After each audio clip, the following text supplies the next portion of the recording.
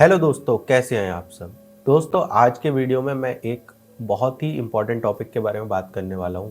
अगर आप लोग एल्बम डिज़ाइनर हैं तो आप भी ये 5 गलतियां ज़रूर करते होंगे अपनी एल्बम डिज़ाइनिंग में, जिनकी वजह से आपकी एल्बम में वो लुक नहीं आ पाता होगा जो लुक आप लोग एक्सपेक्ट करते होंगे। मेरा कहने का मतलब ये है, ये जो मैं आपको 5 मिस्टेक्स बताने वाला हूँ, ये बहुत ही छोटी मिस्टेक्स हैं, पर आप यकीन मानिएगा, अगर आप ये मिस्टेक्स करना बंद कर देते हैं तो आपकी एल्बम डिज़ाइनिंग काफ़ी प्रोफेशनल लुकिंग में होने लगेगी। गाइज, मैं आपसे एक बात और भी कहना चाहता हूँ। अगर आपको अपने फ़ोटो का एवरेज निकालने में परेशानी होती है और आपको ये नहीं पता कि मेरी 50 शीट की एल्बम में कितने फ़ोटो मैं किस तरह से अरेंज करूँ जो कि मेरा वर्कफ्लो बहुत आसान हो जाए, तो मैंने आपके लिए एक बहुत ही आसान तरीके से पूरा एक लेंथी ट्यूटोरियल बना के डाला हुआ है। आप उसे डेफिनेटली इस वीडियो के बाद देख लेना, आपको उस वीडियो से काफ़ी ज़्यादा हेल्प मिलेगी अपनी एल्बम डिज़ाइनिंग में।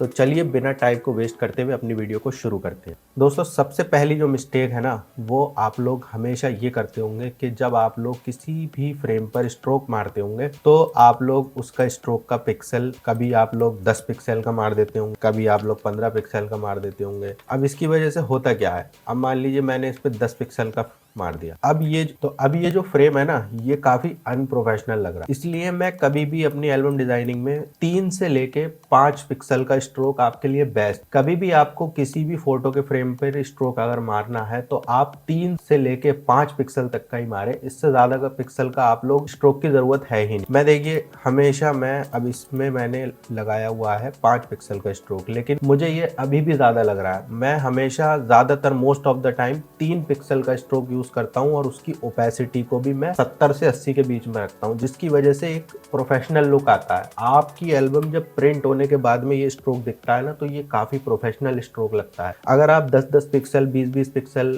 का स्ट्रोक मारते हैं तो वो बिल्कुल ही मजा नहीं आता उसमें। वो चीजें पहले चला करती थी, लेकिन अब जो है ना, अब फोटोग्राफी बहुत ज्यादा इंप्रूव हो गई है। इस वजह से हमें मेन जो है ना, फोटो को शो कराना एल्बम डिजाइनिंग में ज्यादा जरूरी बन गया है, ना कि स्ट्रोक वगैरह। ये सारी चीजें जो है ना, जो डिस्ट्रैक्शन को ज्यादा पैदा कर, जैसे कि देखिए, मैंने इस शीट में भी पिक्सल बहुत ही बारीक लगाया हुआ है। अब मैं चलता हूँ दूसरी शीट पर। यहाँ देखिए, फ्रेम को अगर मैं क्लिक करता हूँ तो यहाँ भी मैंने 4 पिक्सल का स्ट्रोक लगाया हुआ है। ठीक है, ऐसे ही मैंने ये सारे जितने भी फ्रेम्स हैं इन पर मैंने स्ट्रोक सिर्फ 4 पिक्सल का लगाया हुआ है, और उसी के साथ साथ मैंने ड्रॉप शेडो भी बहुत ही लाइट दिया हुआ है। कुछ लोग यकीन मानिए, ये जो मैं मिस्टेक्स बता रहा हूँ ना, ये बहुत ही ज़्यादा इम्पैक्ट डालती हैं डिज़ाइनिंग पे। ऐसा नहीं है कि ये बहुत छोटी मिस्टेक है। अब देखिए, ड्रॉप शेडो भी मैंने अगर मारा हुआ है तो उसकी ओपेसिटी को कितना डाउन करके मारा है, प्लस उसका डिस्टेंस भी मैंने 10 का ही रखा है और साइज़ भी मैंने सिर्फ 14 का रखा है। मैंने सारा,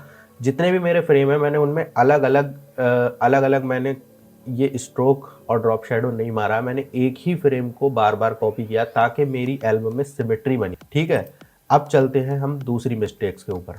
दूसरी मिस्टेक्स क्या है गाइस? देखिए, दूसरी मिस्टेक्स हमारी ये है, अगर आपके पास 2 पोर्ट्रेट, मिसाल के तौर पे मेरे पास ये 2 फोटो हैं, जिसमें कि मैंने क्या करा है, 2 फोटो अगर मैं ये चाहता तो मैं इन दोनों को सेम फ्रेम में भी बना सकता था। जैसे कि मैं अभी यहाँ पर आपको बना के दिखाता हूँ। अब मैंने ये लिया सेम, मैंने इसी को कॉपी कर दिया। ठीक है, मैं चाहता तो मैं इन दोनों फोटो को सेम कॉपी करके रख सकता, इसको ऐसे लगा देता और इसको इस तरह से लगा। अब देखिए, इसकी वजह से क्या हो रहा है, ये गलती आप लोग, मुझे पता है आप लोगों में से कई लोग ये गलती करते होंगे। अगर आपके पास 2 फोटो बैक टू बैक आ जाते हैं, जो एक फुल पैरों समेत एक फोटो खिंचा हुआ और एक थर्ड हाफ फोटो खिंचा हुआ है, तो आप लोगों में से कई लोग ये गलती कर देते होंगे कि 2 फ्रेम एक साइज के बना के उनको बराबर बराबर में लगा देते होंगे। लेकिन गाइज, ये आपको कभी नहीं करना। इसकी वजह से आपका ओवरऑल शीट का लुक खराब हो जाता है।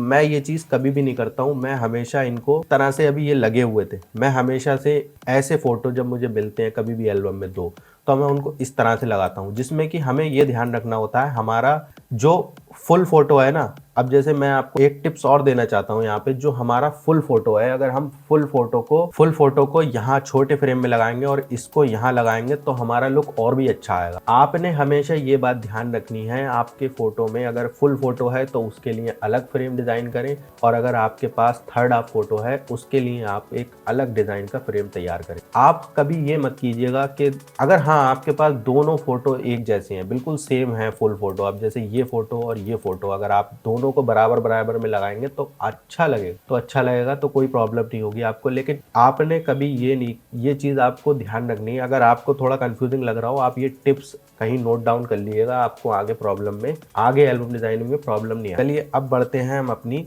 तीसरी मिस्टेक्स की तरफ। तीसरी मिस्टेक्स गाइज मैं ये कहना चाहूँगा, पहले हम एल्बम डिज़ाइन जब करते थे तो हम उसमें कई फ़ोटो यूज़ कर लेते थे एल्बम डिज़ाइनिंग के कवर में, 2 फ़ोटो 3 फ़ोटो। लेकिन अब जो है ना, अब एल्बम डिज़ाइनिंग का रूल काफ़ी थोड़ा चेंज हो चुका है, जिसमें ज़्यादातर फ़ोटोग्राफ़र डिमांड ये करते हैं कि हमें एल्बम डिज़ाइनिंग में अपने कवर पे सिर्फ 1 फ़ोटो चाहिए।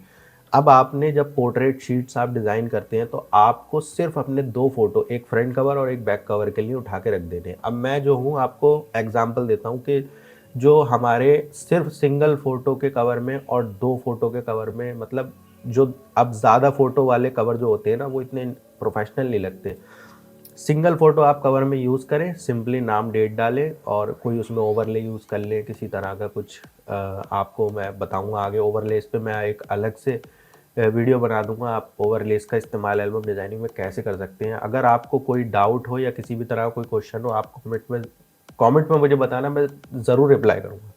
तो चलिए कवर की बात करते हैं। अब देखिए, जैसे ये एक कवर है, ये कवर नहीं है, ये एक हाफ शीट है अंदर की, लेकिन ये कवर ही मानिए आप। इसमें बस हमें ये एक, अगर मैं लोअर थर्ड हटा दूँ तो यहाँ पे मैं नाम डेट डाल के सिंपली ये कवर अपना गुड टू गो हो जाएगा, ठीक है।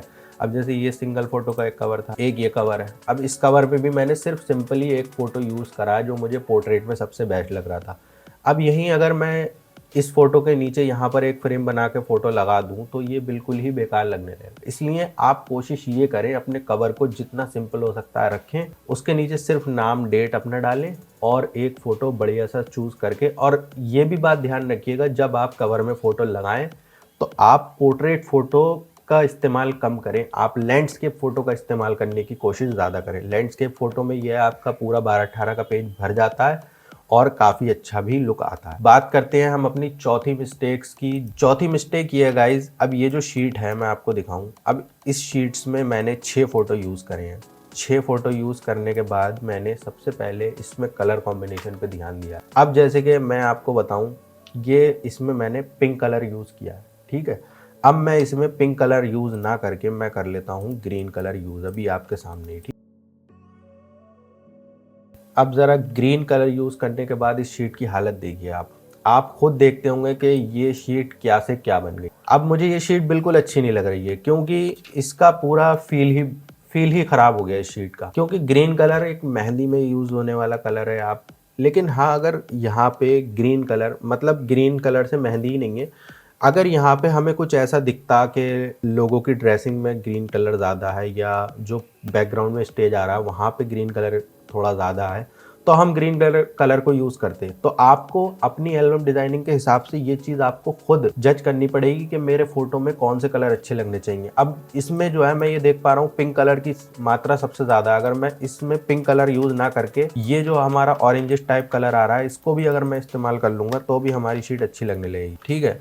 देखिए दोस्तों, आप हमेशा अपनी एल्बम डिज़ाइनिंग में जब भी कोई शीट डिज़ाइन करें तो उसमें ये ज़रूर देख लिया करें लास्ट में कि मेरे शीट में कलर सबसे ज़्यादा कौन से दिख रहे हैं। तो मेरी शीट के मुताबिक मुझे यहाँ पे पिंक और ऑरेंज कलर ज़्यादा दिख रहे थे, इसलिए मैंने पहले पिंक किया, लेकिन अब मैंने ऑरेंज भी डाला है तो वो इतना बुरा नहीं लग रहा है जितना कि ग्रीन बुरा लग रहा था, ठीक है। चौथी मिस्टेक्स ये थी। लेकिन पाँचवीं जो सबसे बड़ी मिस्टेक है वो मैं अब आपको बताऊँ। पाँचवीं मिस्टेक जो है वो ज़्यादातर लोग कर ही देते होंगे। इस तरह से आप कभी भी एल्बम के बीच में फ़ोटो को इस्तेमाल मत कीजिए, क्योंकि ये आपका सेफ एरिया होता है। 1236 हो, 1230 हो, किसी भी तरह की एल्बम डिज़ाइन हो, ये जो फ़ोटो है ना, इस तरह से आप फ़ोटो अपनी एल्बम डिज़ाइनिंग में यूज़ ना करा करें, बीच में कभी भी यूज़ ना करा करें। अब इसकी वजह से होता क्या है, यहाँ से हमारी एल्बम बीच में से टूट जाएगी।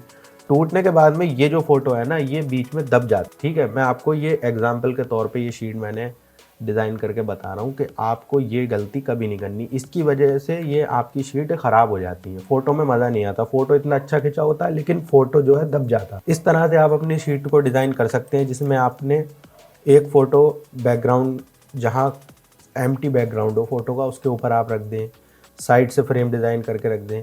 तो गाइज़, उम्मीद है आपको ये जो 5 मिस्टेक्स मैंने बताई हैं, इसमें से कुछ मिस्टेक्स आपको रेलेवेंट भी लगी होंगी, जो आपने कभी ना कभी की होंगी या कभी ना कभी आप करते होंगे। अगर आपको इन मिस्टेक से रिगार्डिंग कोई क्वेश्चन हो या कोई चीज़ आपको पूछनी हो तो आप मुझे कमेंट में ज़रूर बता सकते हैं। मैं आपका रिप्लाई ज़रूर करूँगा, 100% रिप्लाई करूँगा। और अगर आपको ये वीडियो 1% भी हेल्पफुल लगा है तो गाइज़ मेरा चैनल सब्सक्राइब करके, लाइक करके अपनी वीडियो को शेयर भी करिएगा, जो लोग आपके साथ डिज़ाइनिंग में आपकी मदद करते हो या जो लोगों को ये सारी प्रॉब्लम आती हो। तो मिलेंगे हम आपसे इसी तरह के एक और नए वीडियो में, तब तक के लिए दोस्तों टेक केयर, बाय बाय।